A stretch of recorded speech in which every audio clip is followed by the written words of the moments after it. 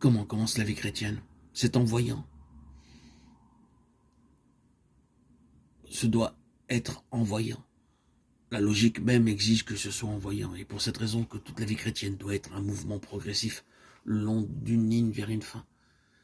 Cette ligne et cette fin sont Christ. Pour l'aveugle-né dans Jean 9, ce fut le résultat.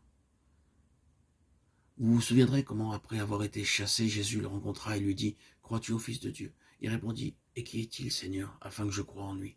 « Tu l'as vu, lui dit Jésus, et celui qui te parle, c'est lui. » Et il dit « Je crois, Seigneur », et il l'adora. Le résultat de la vie spirituelle est de reconnaître le Seigneur Jésus. Ce sera ainsi tout le long du chemin, du début à la fin. Nous pourrons dire que notre salut a été l'affaire de nous voir nous-mêmes comme pécheurs. Mais si c'était resté là, cela aurait été une pauvre perspective pour nous. Ou bien, nous pouvons dire que c'est voir que Christ est mort pour les pécheurs.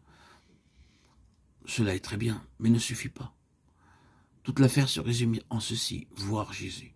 Quand vous voyez réellement Jésus, que se passe-t-il? Qu'est-il arrivé à Saül de Tarse? Eh bien, beaucoup de choses, des choses puissantes qui ont accompli ce que rien d'autre n'aurait pu.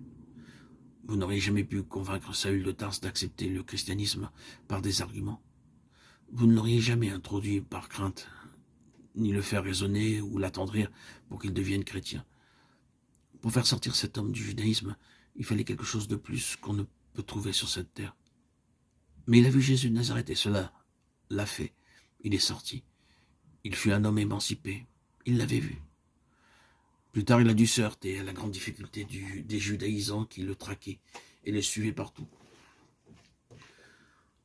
Pour troubler la foi de ses convertis et détruire leur position en Christ, ce fut le cas des croyants en Galatie, qui avaient tendance à déserter, s'ils l'avaient déjà fait. Sur ce point, il soulève une fois de plus la question entière quant à ce qu'est un chrétien et la concentre sur ce qui s'est passé sur le chemin de Damas. La lettre aux Galates peut en réalité être résumée ainsi. Un chrétien n'est pas quelqu'un qui s'abstient de faire ceci, cela, ou autre chose, parce qu'il lui est interdit.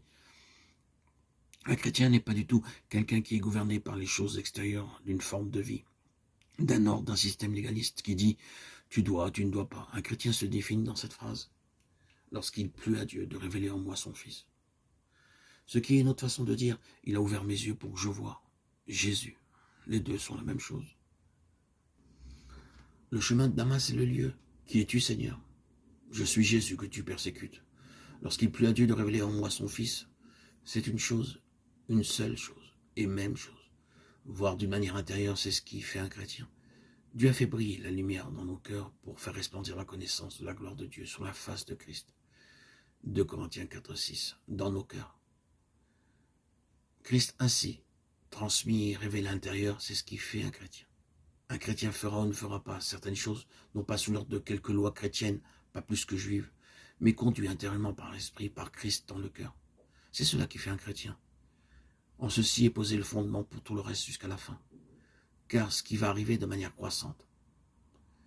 Ainsi, le fondement doit être conformément à l'édifice. Tout est de même nature, c'est voir, et voir Christ.